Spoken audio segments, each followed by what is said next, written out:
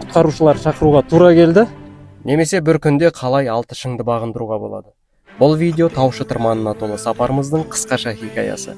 Таңғы 7-де Достық плазадан 29П автобусына отырып, қаланың қарбалысын артқа тастап, Алматының шетіне жол тарттық. Соңғы аялдамадан түсіп, асфальт аяқталғанға дейін тағы 4 шақырым жаяу жүрдік. Сапарымыз дәл осы жерден басталды. Алғашқы бағындыратын шыңымыз биіктігі 3010 метр Букреев шыңы. Бұл тек бастамасы ғана.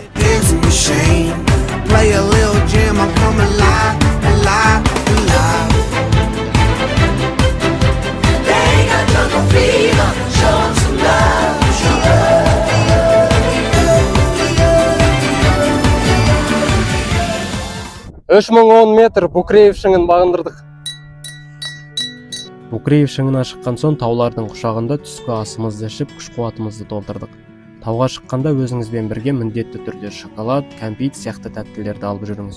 Олар сізге керемет энергия береді. Сонымен қатар банан, алма немесе піскен жұмыртқа секілді калориясы мол азық-түлікті ұмытпаңыз. Жоғалған калорияңызды жылдам толтырып сергек жүресіз. Ал біздің келесі бағытымыз 3100 метрлік Қотырбұлақ шыңы арқылы биіктігі 3129 метрді құрайтын Скай шыңы.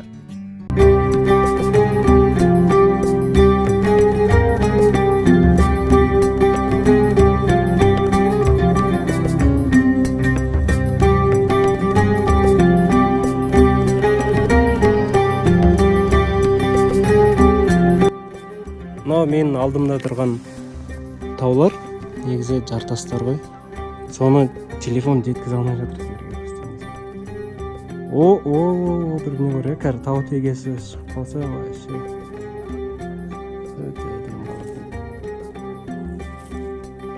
Біз міне мына жерден келе жатырмыз. Букреев шыңынан. Үйдеп мына жолмен Скайға жеттік.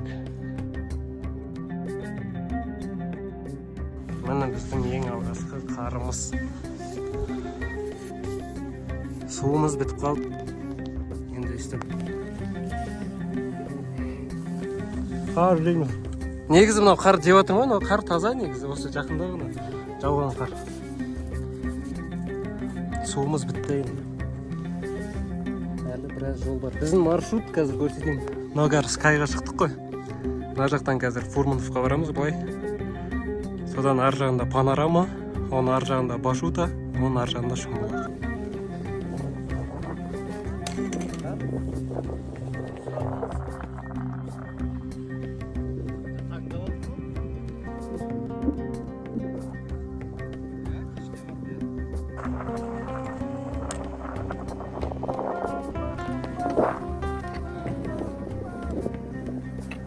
Біздің маршрут мына жақтан Вай, келе жатырмыз.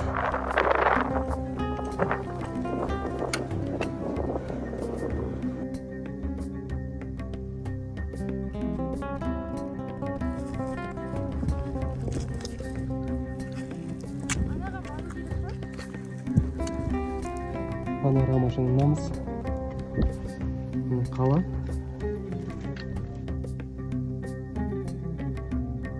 Қас қарайда қазір біз Башута мен Шымбұлақ шыңына көтеріліп бар жатырмыз. Мына жақта Панорама шыңы, қалаға көрініс. Мынаның ар жағында қазір Башута, оның ар жағында Шымбұлақ. Ештеңе көрінбейді. Тәуекел кетеміз.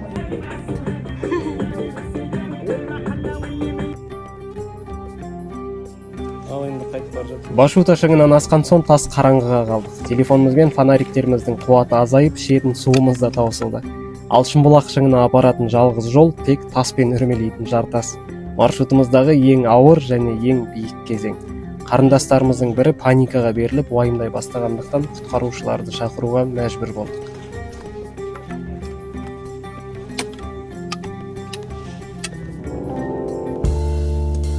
Ал енді бүгінгі сапарымыз немен аяқталған қорытындылай кетейік.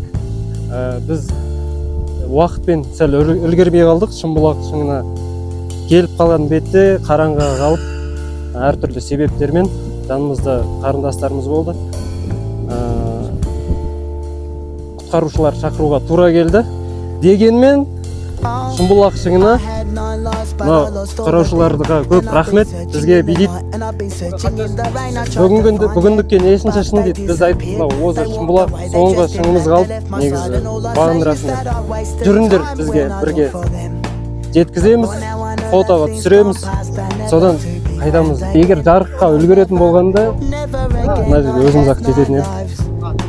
Енді солай болды. Әр істің артында қайыры бар.